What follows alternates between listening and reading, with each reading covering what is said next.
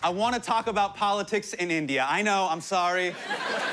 Look at any political comedian like Bill Maher, Hassan Minaj, and Trevor Noah who rant against the American establishment day in and day out. You will notice that they have built their career by pulling down senators and presidents many notches.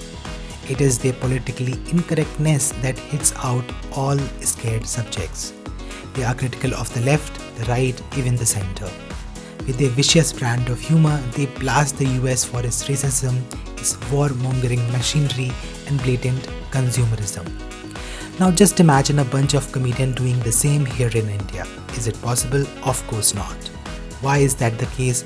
We'll try to explain it in this video.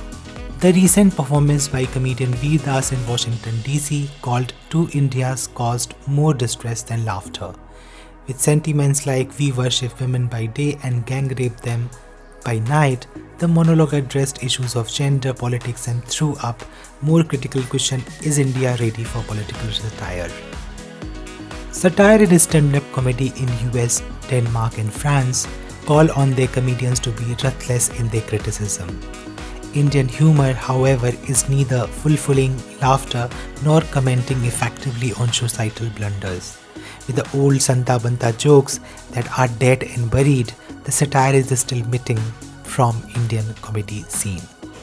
Obviously, there is a place for politics in comedy, but the comic rationale should not be compromised by single-minded, nationalistic or anti-nationalist rhetoric. Could it be one of the reasons why some stand-up comedians such as Munawar Farooqui and Kunal Kamra had legal complaints filed against them? Munawar Farooqui has had a very rough 2021. The comedian was arrested and put in jail for more than a month, where a group of men stormed right into his show and claimed that he had made indecent comments about Hindi deities and insulted politicians during his show in Indore. The most famous example, however, is Kunal Kamra, one of India's well-known comedians who was issued a notice of contempt in 2020 for allegedly denigrating the judiciary and judges through his social media posts. But comedy and satire have been long used to raise voices against injustice and in empowering the underprivileged. Comedy is all about observation and come from a true place because it is about how your heart reacts in that situation. There is enough evidence to prove that comedy and satire has been a long-standing part of Indian literature and has been used as a medium to raise voice against stereotypes and negative trends in the country. Many believe that rigid patriarchal family system prevents an average Indian from understanding the concept of sense of humor.